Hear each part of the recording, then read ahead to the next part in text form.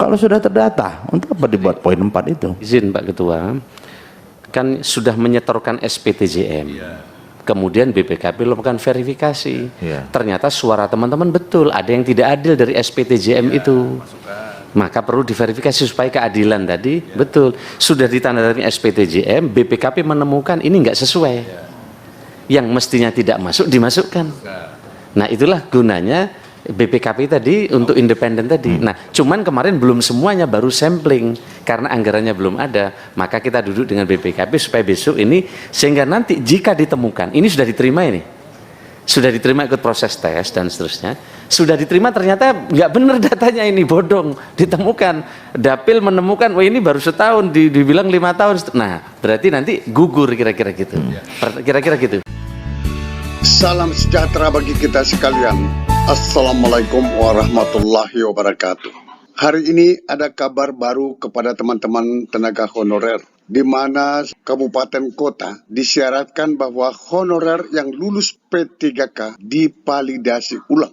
Kalau tidak valid, akan dicoret.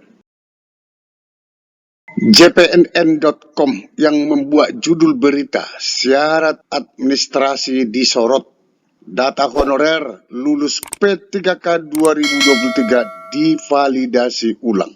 Ini ditayang pada tanggal 19 Desember 2023. Wakil Ketua DPRD Kabupaten Biak Numfor, Papua, Adrianus Mambobo, mencium aroma tidak sedap pada seleksi P3K 2023 daerah tersebut.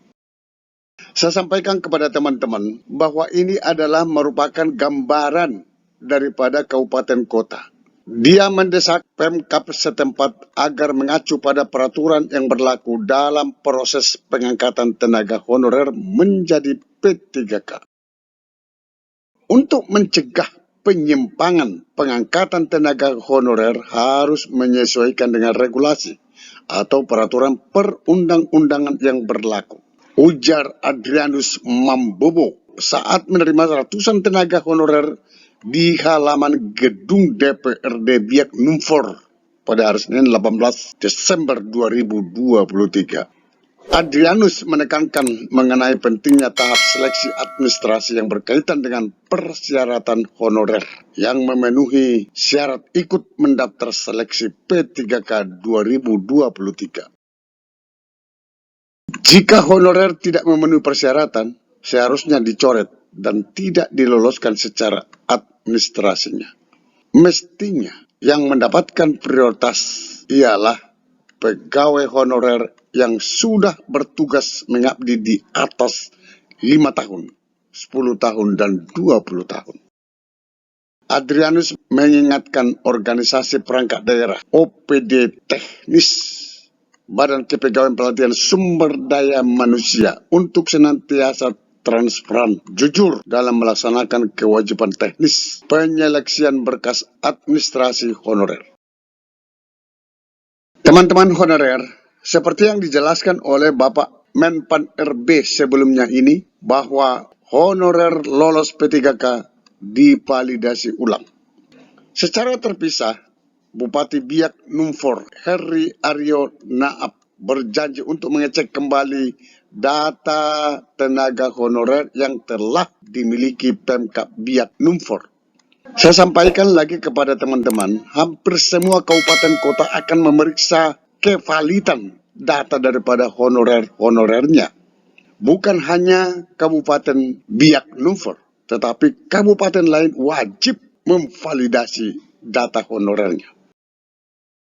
Aspirasi tenaga honorer yang sudah lolos akan divalidasi ulang Pemkab Biak Numfor, ujar Bupati saat menerima aspirasi ratusan tenaga honorer di kantor Bupati setempat.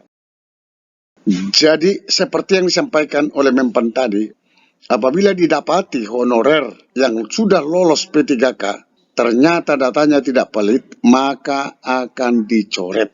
Maka seluruh kabupaten kota akan tetap memverifikasi, mencek dan dicek lagi kevalidan daripada setiap tenaga honorer di daerahnya. Sampai ketemu pada video berikutnya di channel ini. Jangan lupa dukung terus channel ini dengan cara klik subscribe, like, dan loncengnya.